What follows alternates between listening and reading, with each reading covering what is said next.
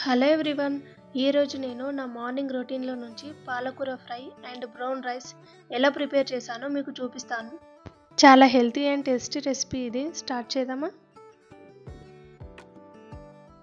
బాదం సోక్ చేసి ఫ్రెష్గా తినడం వల్ల చాలా బెనిఫిట్స్ ఉంటాయి. తర్వాత నా ఫేవరెట్ టీ పెట్టుకొని కప్లో పోసుకొని ఎంజాయ్ చేశాను. మార్నింగ్ టీ వల్ల ఎనర్జీ స్టార్ట్ అవుతుంది కదా. ఈ పాలకూర మా ఫామ్ నుండి తీసుకున్నాను అండ్ ఇది టోటల్లీ ఆర్గానిక్. కొత్తగా ఫ్రెష్గా చేసి వితౌట్ ఎనీ కెమికల్స్ ఈ పాలకూర ప్రిపేర్ చేశాను. పాలకూర ఫ్రెష్గా తీసుకొని ముందు కట్ చేశాను.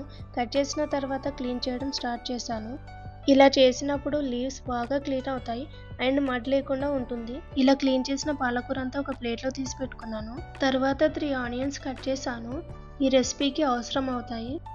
స్టవ్ మీద కడాయి పెట్టుకొని ఆయిల్ వేసాను. ఆయిల్ హీట్ అవ్వగానే జీలకర్ర, ఆవాలు, మినపప్పు, శనగపప్పు అండ్ ఎండుమిర్చి వేసాను.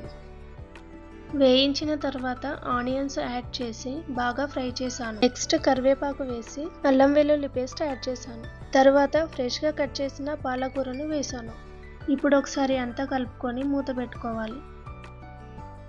ఇప్పుడు కొంచెం సాల్ట్ వేసుకొని ఉడికించుకోవాలి. పాలకూర కొద్దిగా సాఫ్ట్గా ఉడికిన తర్వాత పసుపు, కారం అండ్ ధనియాల పొడి వేసుకొని మిక్స్ చేశాను. లాస్ట్లో కొత్తిమీర యాడ్ చేసి స్టవ్ ఆఫ్ చేస్తే పాలకూర ఫ్రై రెడీ.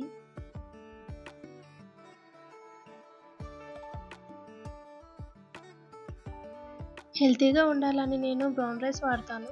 ఒక గ్లాస్ రైస్ నేను రాత్రి నానబెట్టి ఉంచాను. ఒక గ్లాస్ రైస్కి నేను 2.5 గ్లాసుల వాటర్ పోసుకున్నాను. కుక్కర్లో వేసి స్టవ్ మీద పెట్టి విజిల్స్ వచ్చే వరకు వెయిట్ చేస్తూ అంతవరకు టీవీ చూస్తూ రిలాక్స్ అయ్యాను.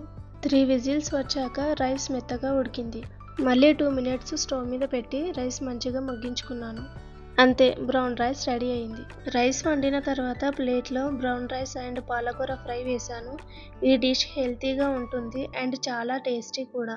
ఇలాగే ఈరోజు నా మార్నింగ్ నుంచి హెల్తీగా స్టార్ట్ చేసి ఈ సింపుల్ రెసిపీని ప్రిపేర్ చేశాను. మీకు ఈ వీడియో నచ్చినట్టయితే లైక్, షేర్ అండ్ సబ్స్క్రైబ్ చేయండి. నెక్స్ట్ వీడియోలో కలుద్దాం. బాయ్.